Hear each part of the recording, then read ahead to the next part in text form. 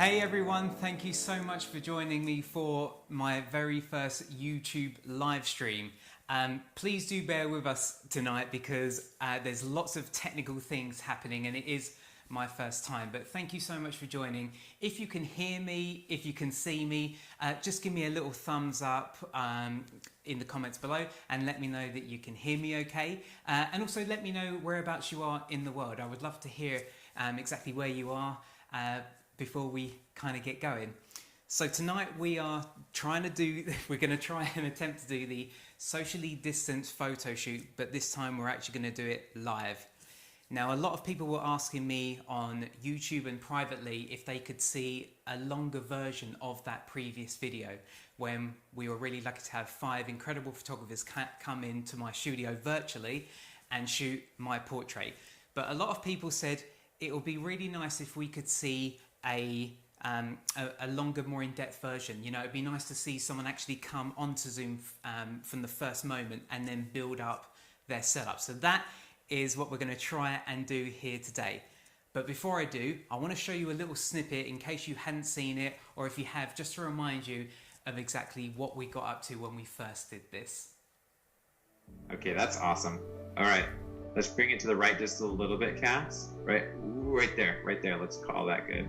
Okay, here we go. Tommy, let's make some magic. Boom. You're making the magic, man. I do enjoy. Oh, I dig that though. Come on. To the floor a little bit. Down to the floor a little bit, yeah. And that's just straight face there. And just hold your hands still in front of you. Just hold them a little bit together. That's great. Perfect. Lovely. This is the album cover, man. Yeah. This is the one. This is still blowing my mind. We've done this a couple of times already, and it still just blows my mind. It's really nice and interesting to see how other people are using my space that I've had here for 10 years, and it's lovely. I thought I'd explored this tiny little space to its capacity and tried every single thing, you know, imaginable, but it's still really nice to see. It's like someone else stepping into my studio when they're not, but they're... Yeah, exactly. You've got to try this, dude. It's really fascinating to do. It's quite weird. So my first guest on my live stream will be my fellow TogPod presenter, Mr. Chris Ord. So let's go over and see if Chris can see me. Can he hear me? Hey Chris, can you hear me? Can you see me? Yeah, Tommy, how you doing, man? You all right?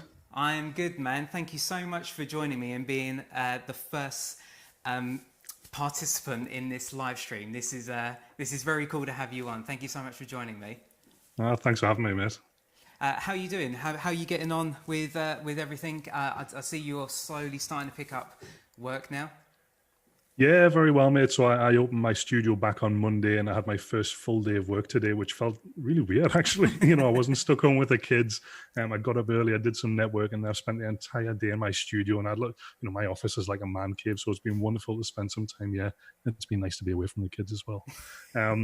So yeah, it feels great to be back and be back shooting and, you know, and creating content. That's awesome, man. No, I'm so pleased to hear it. Let's just going to jump over to the comments. Hey David, hey Ross, Mark, can hear left channel only. Okay, cool. Thank you. I'll look at trying to sort that out for next time. The left channel only. I wasn't aware of that. So thanks for letting me know. See, this is why we do it, so we can niggle out all of the growing pains. This is my first, so I'm sorry if you can only hear me out of one channel. Hopefully the volume is still okay though for you guys. No problems coming out of speakers. Okay, cool. Maybe it's just for people who have headphones on. So just keep your left ear in then if you are have headphones in. Okay, cool. Yeah. As I say, if you have any questions while we're doing this at all for me or Chris, then do please put them below. So Chris, you have asked for one light setup today. So we're going to go with I've got a 90 centimeter easy open softbox up here for you. We've got a grid and we've got a reflector, so you want to keep things relatively simple tonight, right? Yeah, that's right. I mean, most of my stuff I work around one light setups. I'm a big believer, and you can get loads of diversity from just a one light setup and create some really interesting portraits. You know, I did a one-to-one teaching session exactly on this today, showing someone how you can create so many different looks from just one light. So I want to have a look at that and explore that today.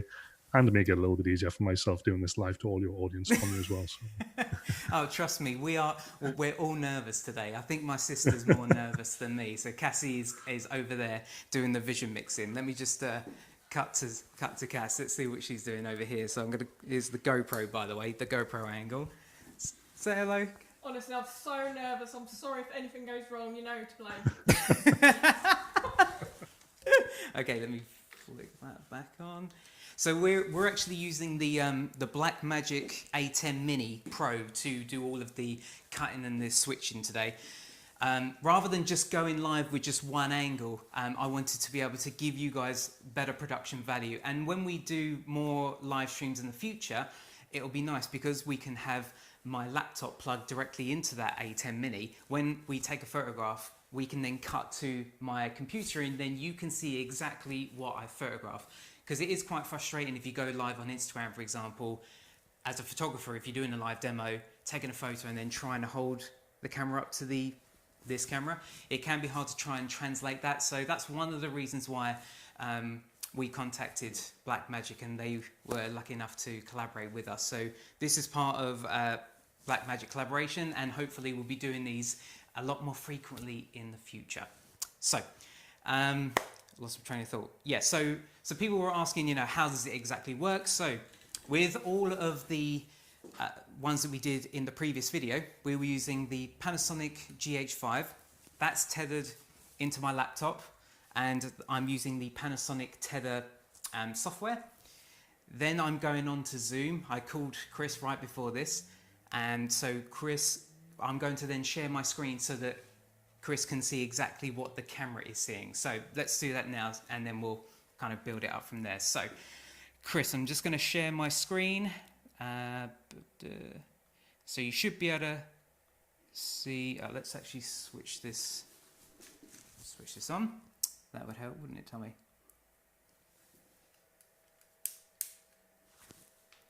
See, this is why we do it live. PC tether, okay. I'm glad you know what's going on. Just about, mate, just about.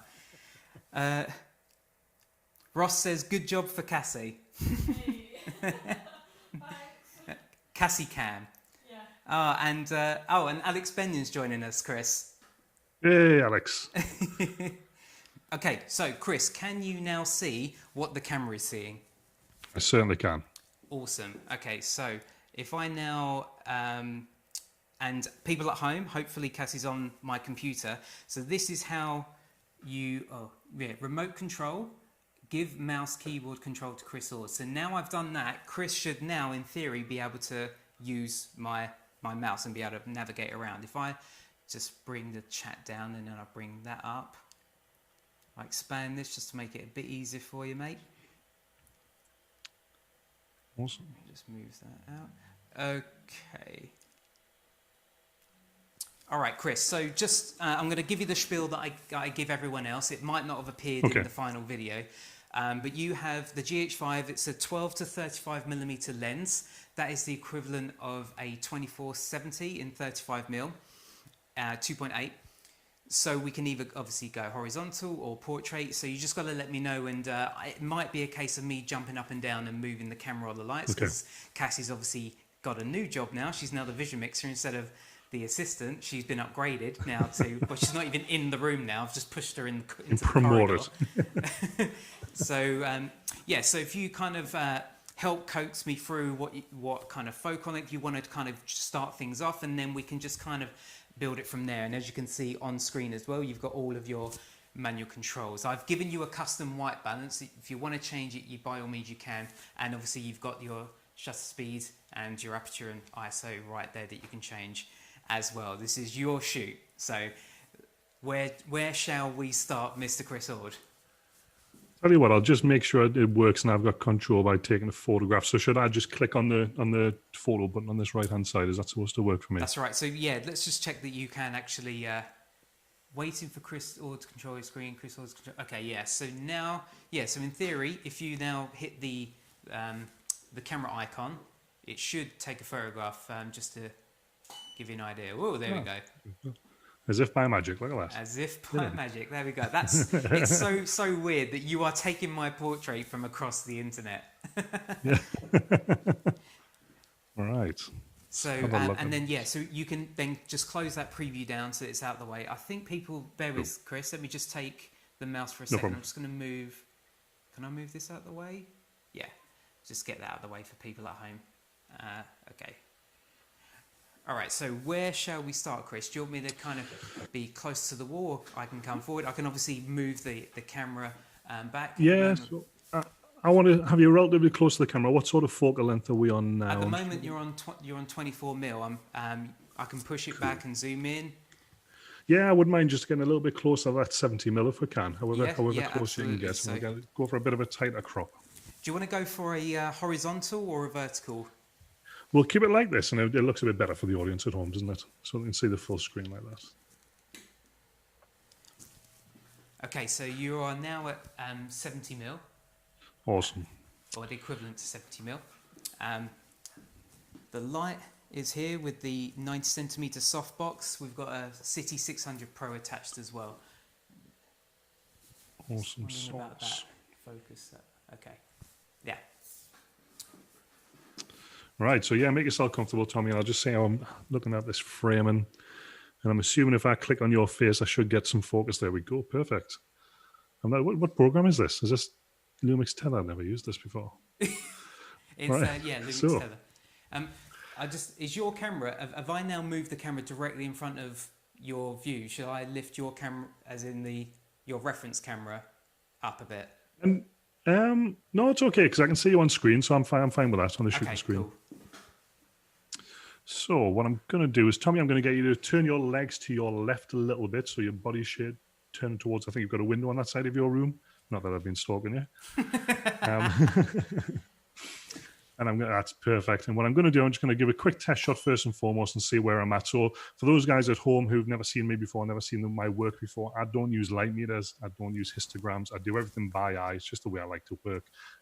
So all I'm going to do first and foremost is just see where we're at in terms of a test shot. So what I'm looking to do with this is create a few different types of fields from this image without moving my light, without changing a great deal, and without changing my distance to subject, because I want to show you just how easy it is to create a few different shots.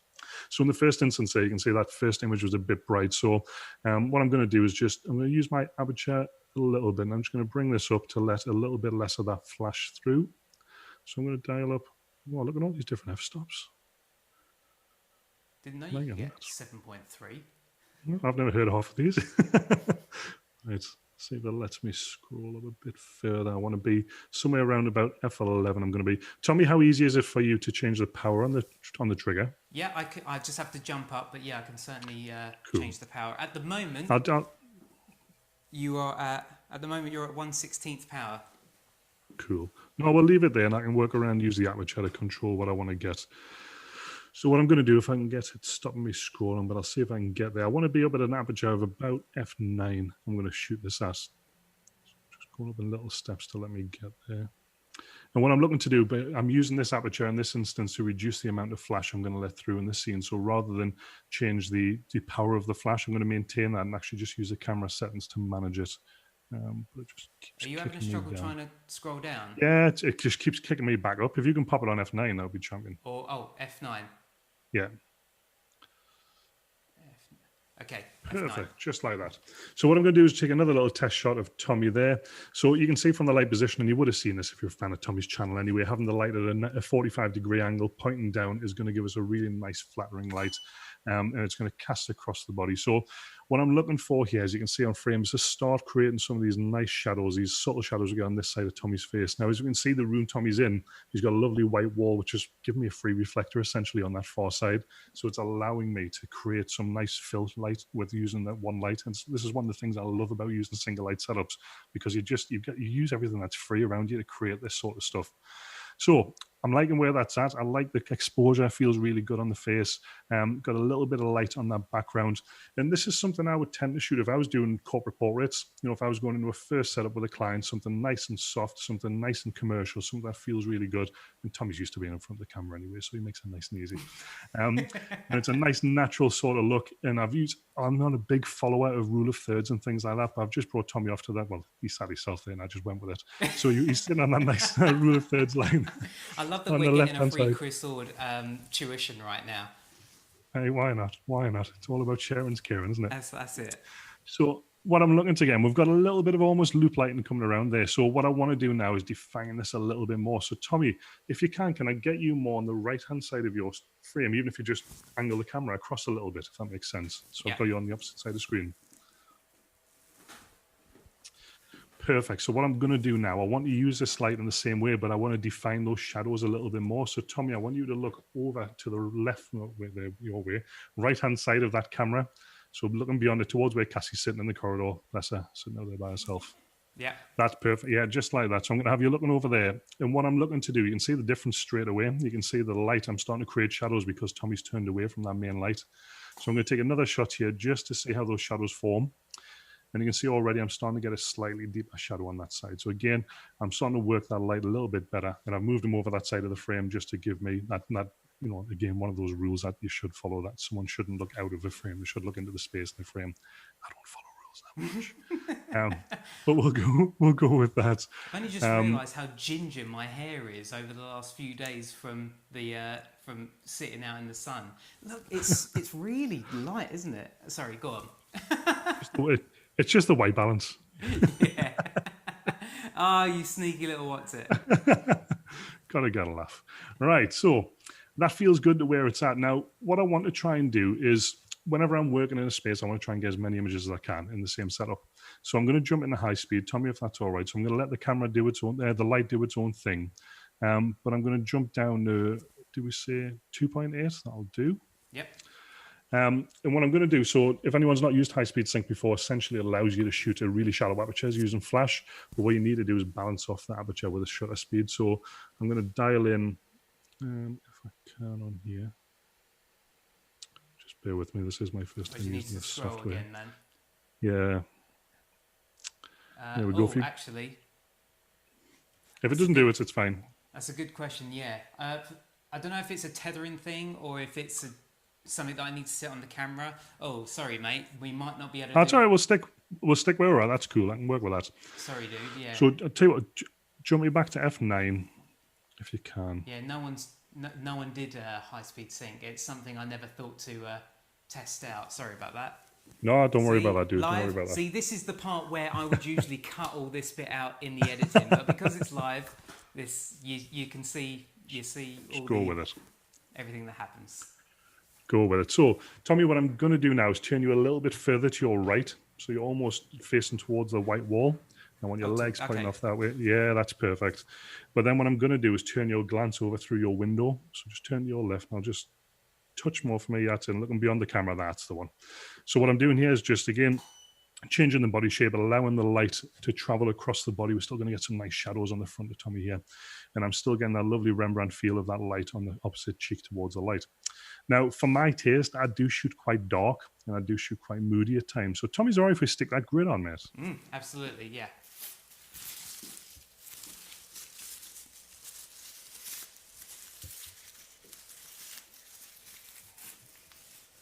So how would you describe exactly what a grid does, Chris?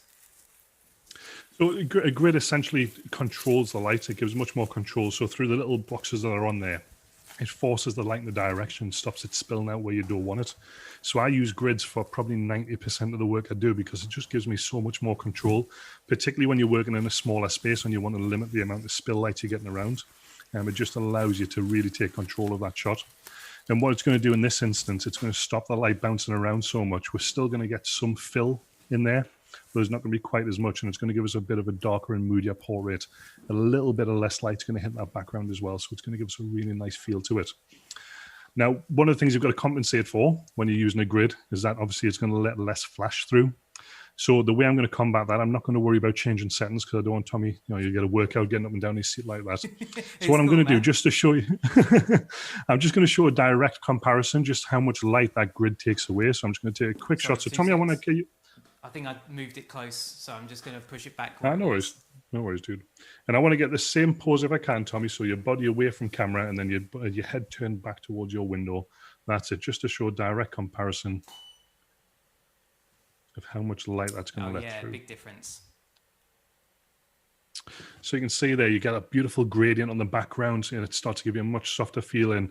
And then these highlights and shadows, the transition into the shadows on this side is much darker. So that's more of how I would tend to shoot a portrait like that.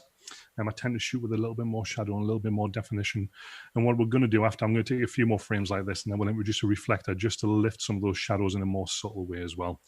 So what I'm going to do now, Tommy, if I can, I'm going to turn you almost directly away into the corner of your room, so over your right-hand shoulder, so your body's facing that way. Does that make sense? That's the boy. Like this way? Yeah, that's the one. And again, what I'm doing now is I'm using your body to create more shadow and create more effects. So what I'd like to do is to have you... Can you see me, Tommy, or not? I can, yeah. Yeah, cool. So I want you to almost look down your shoulder. Okay, so I'm going to have you... Yeah, that's it. Perfect. And again, so I'm just opening up your face to that light, but I'm going to create much deeper shadow, so you can already see from the model lamp there just where that shadows are going to fall. So I'm going to take a quick shot there. And what we get is almost a split light effect. And this is great because this is what I want to get to bring the reflector in. So we get this beautiful light on this side, still nice and soft, even though we're using that grid, got that lovely gradient in the back. But now if we can, Tommy, I know you've got a reflector stand there. Mm-hmm. What I'd like to do is just bring that just out of frame on your right-hand side, if that's all right. Yeah, absolutely. The great thing about these reflectors is they're just so cheap, aren't they?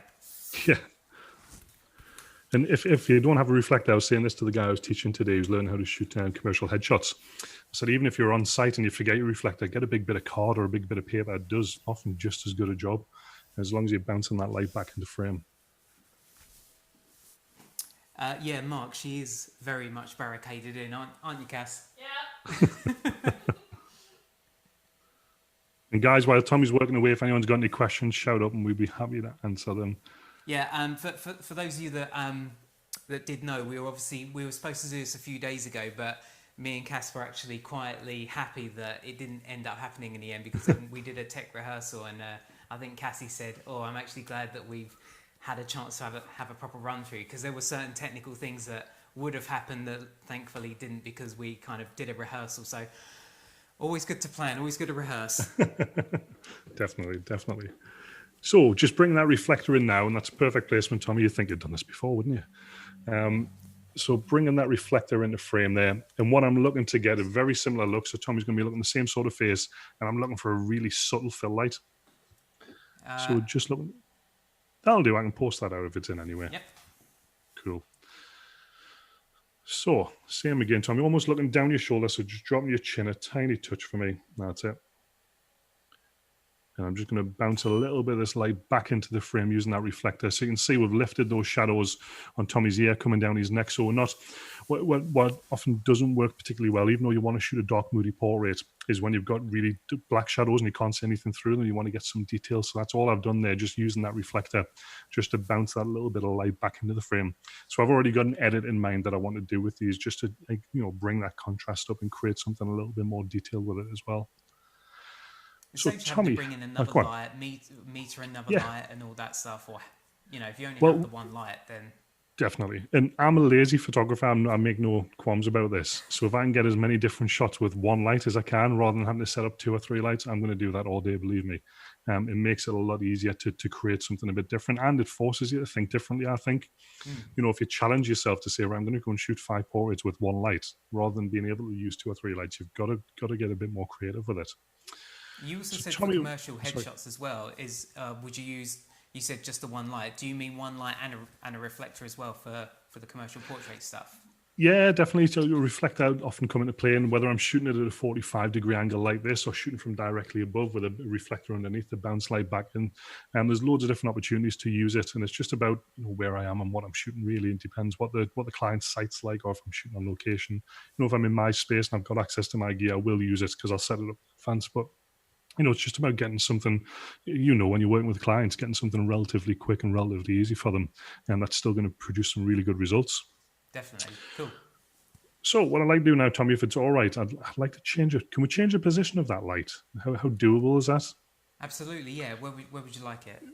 I'd like it to be in the opposite corner to the reflector. Yep. So it's going to be over your left shoulder. Oh, yeah. That's okay. Over my, yeah. Yeah. Still with the grid on, yeah? Yeah, still with the grid, please, yeah.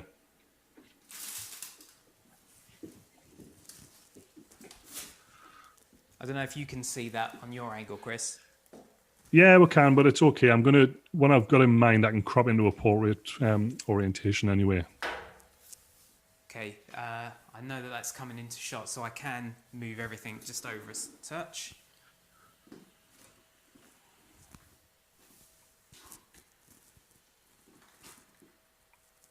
Awesome.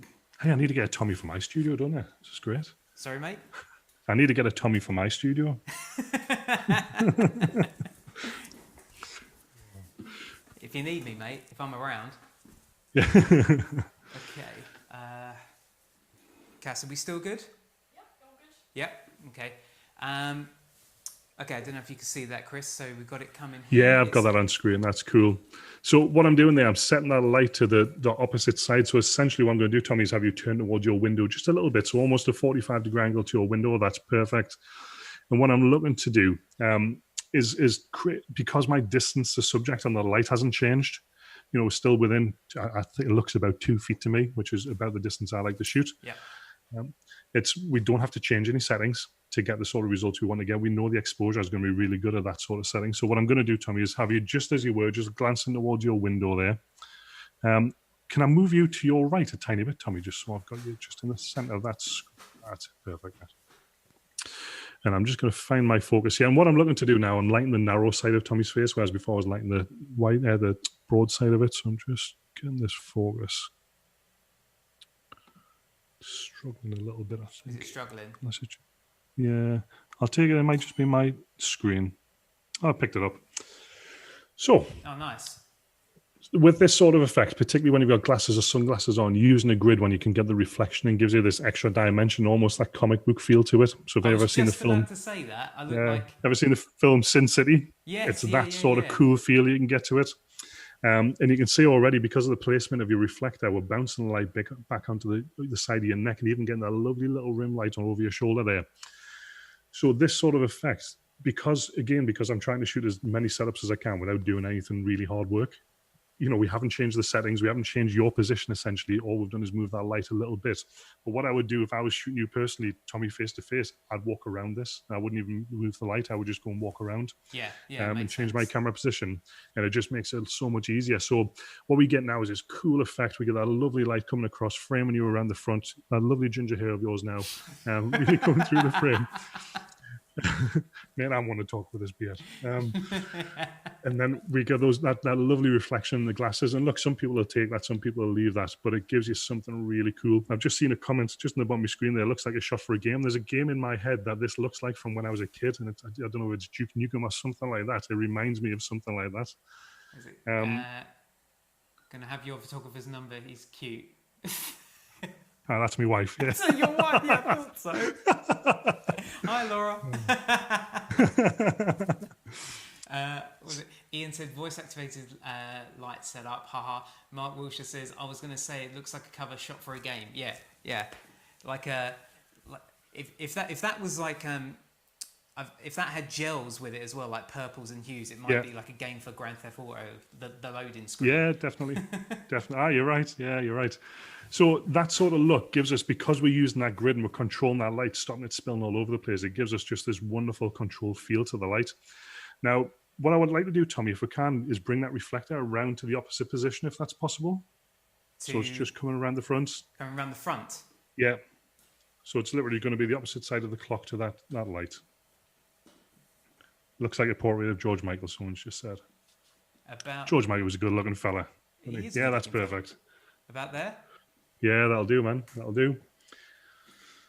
Okay. And again, just for your followers watching on here, just to say, you know, the difference it makes doing something like this. So, Tommy, I'd like to have your glance in pretty much exactly the same place as we had it there before, please. And then just... Was it? I've forgotten. I love that he went... You know, he looked and then it was just like, bang, in a position. Love it. All right, so yeah, just... Was it like this? I forgot.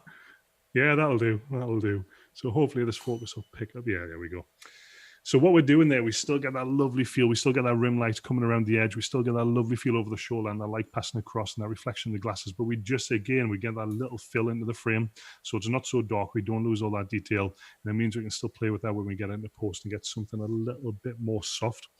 Because that transition between the highlights and the shadows is a much softer transition. Gives us something really nice to play with there.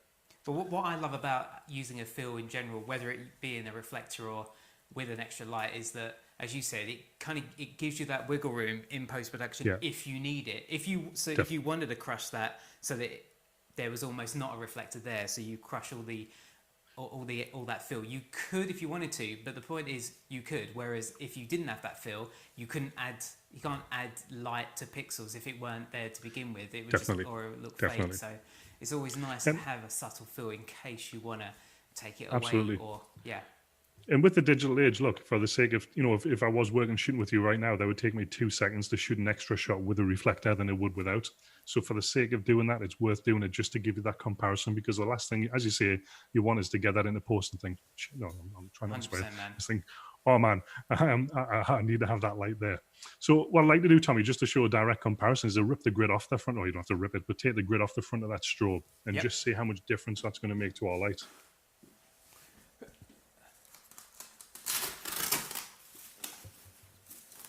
Cassie, you still good in the corridor?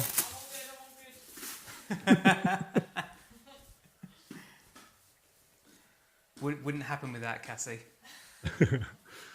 So what I'm going to do, just to give us the balance on this, because this strobe now is going to give us a lot more light, is I'm going to have it pretty much, Tommy, I'm not going to turn you as far as you were. I love the body shape you've got right now, but I'm going to have you maybe looking to a little bit further to your left. Touch more. There, that's where I want it. So I'm looking to get that light spreading around a little bit, but not too much. So I'm thinking it's going to be a touch too bright with taking that grid off. We're not too bad on there. I'm just going to take one more.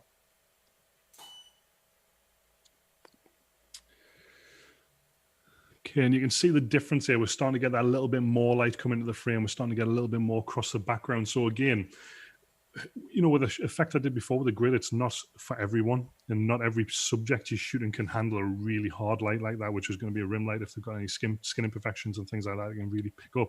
So using a slightly softer light, as we've done in this instance, it gives us something different to work with. So Tommy, what I'd like to do now, and listen, tell me if I'm taking too much time here, by the way. I don't know how long I'm supposed to be doing this for. You crack on. So what I'd like to do, Tommy, is turn you all the way to the left, so you're facing your window, looking out the window. Sorry, my watch started talking to us there. Keeps doing that. That's it. And what I want to do is have you looking straight out that window, almost a profile view. And again, and just come around the time, come back a touch more to me. That's it there. And again, I'm looking just to get this light falling across. We can see already with our modeling lamp, we can see where the light's going to fall across the front of Tommy and create this nice effect. We've still got that reflector bouncing back into the frame. Oh, sorry, my light's gone off here. Just turn it back on. Nice, man. So I'm not in total darkness. So again, shooting with this sort of this narrow light, as they call it, shooting on the narrow side of your face, it gives us this beautiful feel. It's not as hard as it was before. We've got those lovely soft light, and actually it doubles up a little bit because we still get this hair light, which acts as a separator, and we get this beautiful feel again from just one light, which works a treat for that. Tommy, if I can, my nose look really chiseled. Yeah, it's good, man. Looks good. So what I'd like to do, Tommy, is just take that reflector away now, just to get a bit of a comparative image on how this will look without that. I'll tell you what, I'll actually flip it around so it could have a negative, because obviously I've got a white wall right here. That's a really good point. Really good point. So using this rather than the reflector, using it as a flag, which is going to help add to our shadows and create a deeper shadow rather than getting any of that bounce coming from that wall. So great point, Tommy. So I'm going to take pretty much exactly that same shot again. And we can see there, we just get that negative fill on there. We've still got a little bit of light bouncing around, but it's because it's the room Tommy's in, it's got white ceilings, white walls and stuff. It is going to bounce some light, but we take away some of that now. And we still got this beautiful light falling across the top of his cheekbones. And it gives us a really nice profile sort of view. So in essence, when I'm shooting this sort of setup, like I said, if I was working in my own space, I could have shot all this without moving Tommy. I would literally rotated him around, and without moving my light, all I'd be doing essentially is moving my position as a photographer. Yeah. and already I could shoot 7 or 8 different shots without changing my lighting settings, without changing my camera settings, without moving my subject, and just a case of me actually doing some work and walking. So it gives you so much versatility to create something like that with just a single light setup like this. And it's about just understanding where you want the light to be and, you know, what you want it to do. And, you know, the great thing like you've done today, Tommy, is having that modeling lamp on the City 600. It gives you that effect. You know exactly what it's going to do. You can see the effects of it. And this is something I tell people, use a torch. If you don't have a modeling lamp on your flash, carry a torch around, shine it on your subject, and you'll see how it's going to look and the sort of light effect you're going to get. That's obviously that's the downside, isn't it? When people at the start of their career are probably naturally buying speed lights, but unfortunately not all of them, certainly the cheaper ones, don't have modeling lights. So it's very hard, especially when it is more of a beginner tool, is that you have no modeling lights. So it's very hard to kind of gauge where that light's hitting, unless, as you said, you have even using the torch. I mean, I remember I started using continuous lighting because I started more into filmmaking, and that's kind of how I transitioned from film to stills. I kind of had learned with continuous lighting how shadows were falling, so that when I did transition over to strobes, I had already a rough idea how it might look. So even using continuous lighting like a torch, or even just from a desk lamp, you know, if you want to create some really hard light, you know, change the white balance, and you can create some good results that way. Then you can learn how shadows are falling. Definitely. And it's like I say, it's just about, you know, I've talked about you with this before, Tommy. I learned how to shoot flash with £20 speed lights off Amazon. You know, the cheapest ones that didn't even have screens on the back, they just had dials. But light is light. I was saying this to someone yesterday. Light is light. It doesn't matter what kind of light it is. It has the same effect on your subject. And it's just about trying to make sure it falls in a flattering way. That's it. And I think people sometimes get a bit scared of using light because they think, oh, it's this big, expensive, hard thing to do. And it's not. You know, you can create stuff with minimal kit, as we've done in the past. And, you know, you can create some really beautiful images. Tommy, I've got one more idea. I'm not sure if it's going to work. If it doesn't, I'll just look stupid in front of all you people. But feel good, man. What I'd like to do is put the light directly. Is this space directly behind you? To have that softbox behind you? If you want it behind, I would just have to bring myself forward. But yeah, it's totally possible. Yeah, that's cool. Yeah, and we can zoom out a little bit, can't we? On the like I said, this might not work. I've got something in mind. I've used a setup like this before, and it's an easy way to create an instant silhouette in a frame. So what I'm going to do essentially is shoot Tommy right in front of this, side on. I'm going to have his hands up next to his face, you know, like he poses when he's doing his self-portraits and things.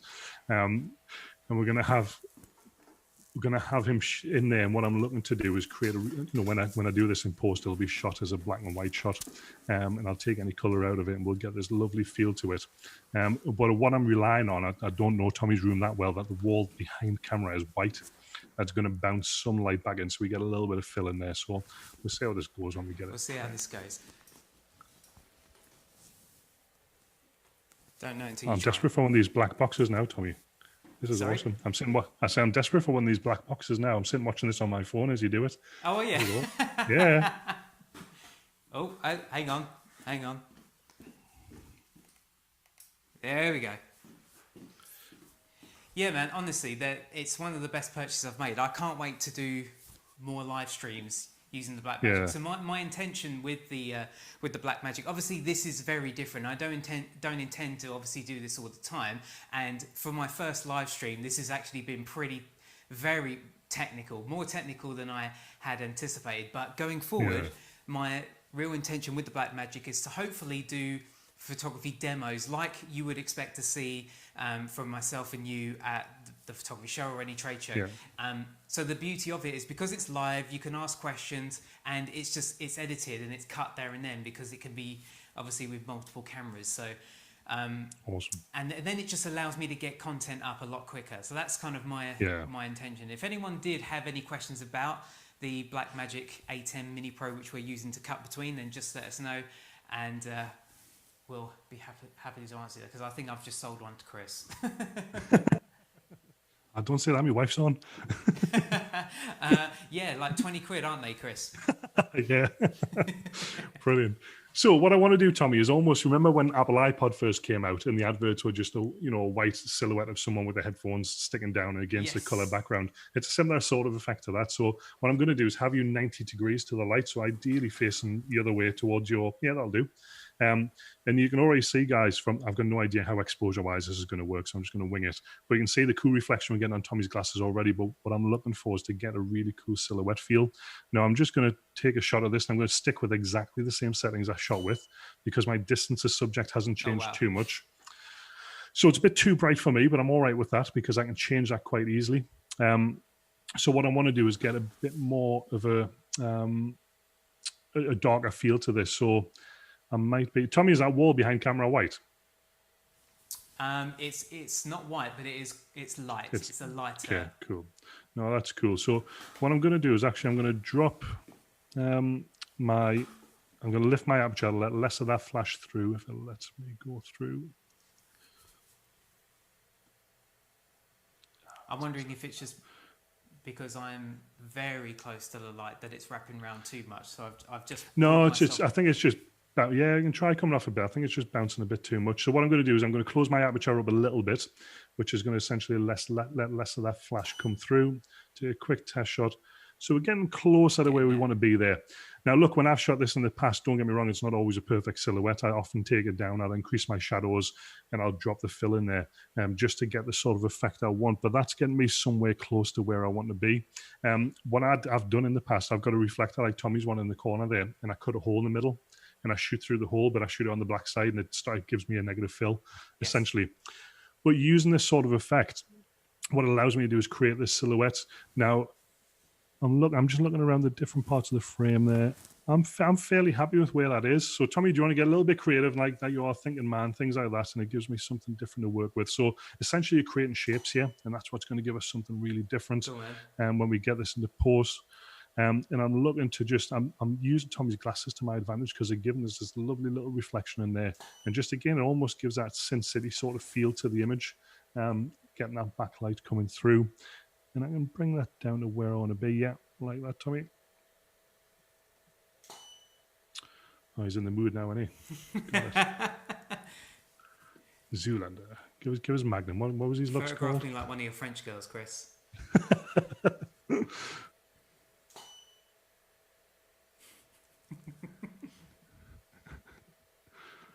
Right. Perfect.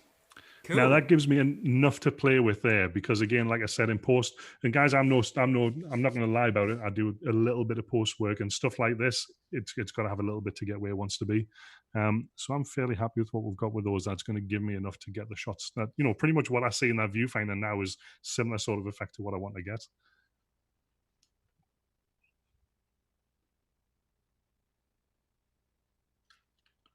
Oh.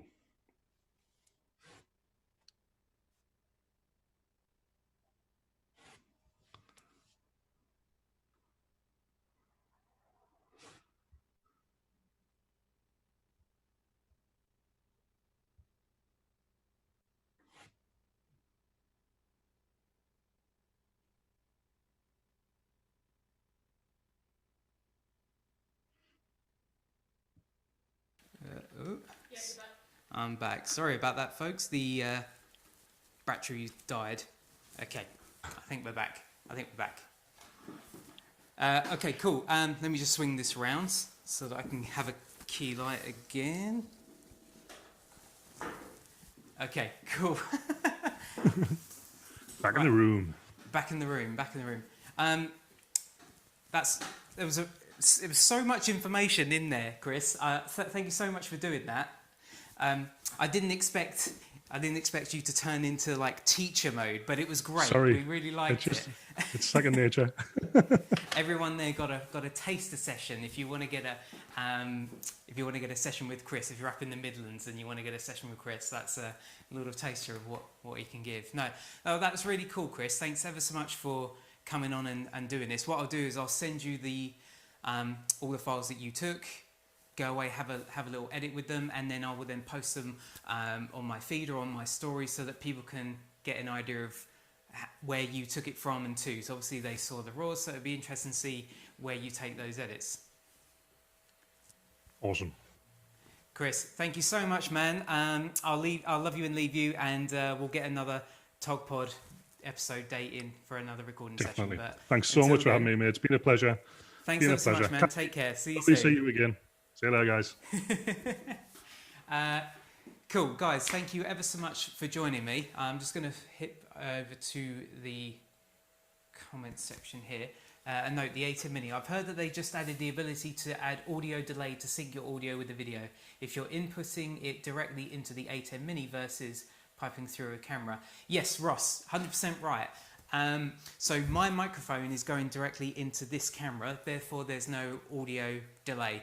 But yes, if it was going straight into the line or the mic input, you now have the ability to delay the audio by up to 8 frames. That only came in the last week. I'm so glad that they introduced that. That's a massive help. But if you don't want to like worry about exactly what's the frame number, then you can go directly into a camera if it has a mic jack, like I'm doing right here. So this is the Rode Wireless Go. So because the reason why that happens and the reason why you do get delay is because HDMI will inevitably give you delay because it's sending the video slightly later than when you directly feed audio in. So that's why you have to delay the audio. Effectively, it's not the audio that's delayed, it's actually the video that's delayed because it's obviously transferring the data through HDMI, and it can be 2, 3, 4 frames out.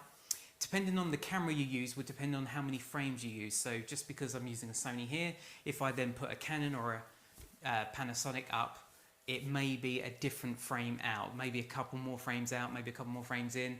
So this is something you do have to experiment with when you do it, or you can do what I'm doing and just do the easy method and just plug your microphone directly into the mic input, and then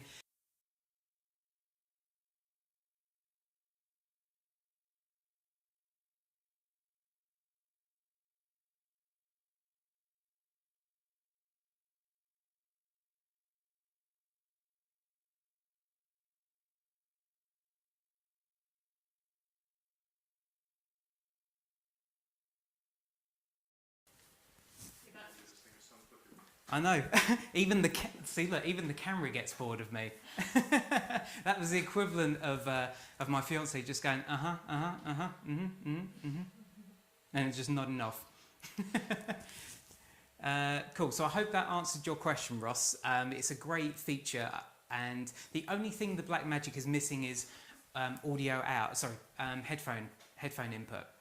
So what we're doing is we're using a monitor that purposely has a headphone jack. That's how we're able to, or that's how Cassie is able to monitor exactly what's going on. So if you don't have a headphone, because it doesn't have a headphone jack, then you need to go into a monitor that has a headphone jack. Then you can monitor what's going on. Chris is just making notes, saying, yeah, okay. He knows what to get for next time. I like that we've said goodbye to Chris, but he's still here making notes. Cool. Let's just check. What's up, Tommy? Love the channel. Thanks ever so much, dude. Charge your batteries. Thanks, Alex. Thank you. We're using the A7 II, which is my buddy Steven's camera. So thanks for loaning me this camera for this broadcast. Unfortunately, the A7 II doesn't have amazing battery life, so we're on our 3rd battery now, and hopefully this won't die. Otherwise, that means the audio dies. So I should really wrap up this live stream quite soon in case this does die. I think the Sony AC adapter might be, yeah, Ross, that's definitely going to be a future purchase. Definitely get an AC adapter. Can you share the reflector and the stand being used? Good question, Tiffany. In all honesty, it's a very standard 5-in-1 reflector.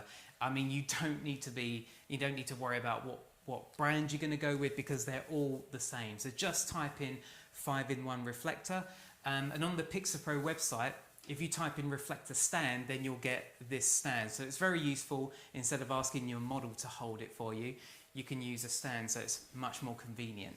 But yeah, it's very cheap. The stand is probably, well, it's just a generic light stand, but the reflector arm itself, again, is really cheap. So just type in reflector arm and you'll get a multitude of different ones, and they're all good. Thanks for clarifying the audio delay. No problem, Ross. With the audio delay, so we're planning soon to do some live streaming with my friend Jamie, who's a musician. He's in a band with 8 people in it. So what we're going to do for that particular setup is he will have a sound engineer with a mixer, and then he will have the audio going out of the mixer to a 3.5mm jack and into the Atem Mini. So technically I don't have to worry about audio, the sound guy will worry about that. But what I do have to contend with, as you've mentioned, is the audio delay. Now I've tested out on this camera, this Sony a7 II, this is 5 frames delayed. So I know that when we go live with my buddy and his band, we have to set the audio delay to 5 frames. If you're working with musicians, you are most certainly going to notice whether something is out of sync or not, because you'll just see drums won't hit at the right time. Whereas speaking, you might not notice it that much, but it all depends on the camera that you're using. Mark, great stream. Chris, get the Atem Mini Pro. I want to play with it. Is he? Do you know of him, Chris? Yeah. Technical persons I know. If I ever need some knowledge on something, he's the guy to ask. Oh, is he really? Okay, well, really good friend of mine. Well, that means a lot then, coming from you then, Mark. If you're appreciating what we're doing now. Cool. I think that's it. So, Chris, once again, thanks ever so much for joining me for my first live stream. I hope it went okay. Thanks ever so much for all the images, great images, and as I say, I'll send you the all the raws. And for you guys at home, thank you so much for joining me. If you liked it, please make sure you hit the like or share button, or subscribe if you're watching this on YouTube. And as always, I will see you in the next one. Cheers, guys. Bye bye.